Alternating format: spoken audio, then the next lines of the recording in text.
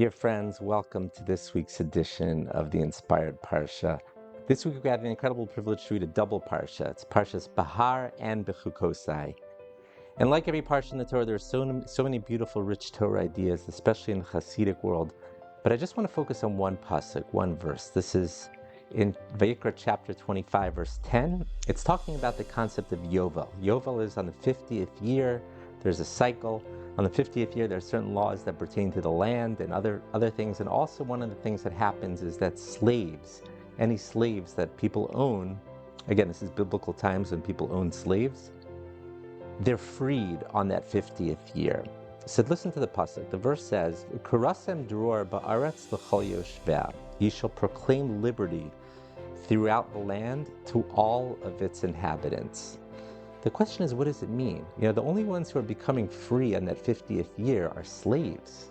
The slave owner lets them go free. So why does it say proclaim liberty throughout the land to all its inhabitants? What's that coming to include?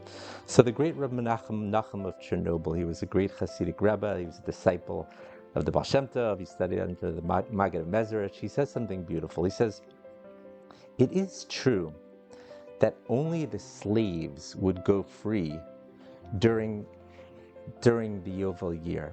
But the way to appreciate freedom for all of us is to understand and feel the liberty, the freedom that those slaves would go through.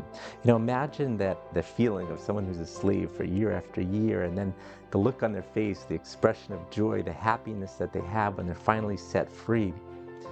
That feeling, when we see that, we can appreciate our own freedom as well. In a way, we all become free then, so to speak, because you don't really appreciate freedom until either you've lost it or you've seen someone else lose it and then regain it. That's when you really appreciate freedom. Unfortunately, we take life for granted so often. But we can all choose our own destiny. We all have our freedom to go out and do things that we enjoy, that we want to do. We all have the ability to get closer to God if we want to. Everything that we have because we have freedom. But again, the way to appreciate that freedom is to see the people who don't have it when they're given their freedom back. So in a way, we all become free. Right now, as we all know, the war in Israel, it's been a very long, difficult process. But every once in a while, we get these glimmers of joy when one hostage is freed, or two hostages are freed, or however many it is.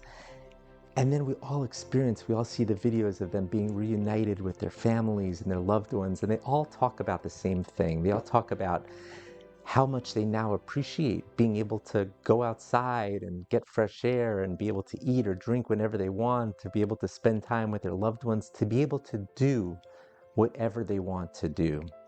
That's when we appreciate our own freedom, when we see others who didn't have it. When it comes back to them, we then appreciate how much we have in life.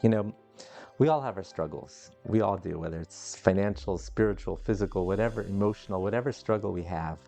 But at least we all have freedom. We all have the ability to choose our own destiny. We all have the ability to do what we want to do. I always like to end with a bracha, a blessing. Appreciate the freedom that we have. Appreciate the freedom we have. With our struggles, with our difficulties, we all have freedom. We all have the ability to be able to choose our own destiny. I want to wish everyone here a wonderful Shabbos Kodesh. Thank you so much for listening.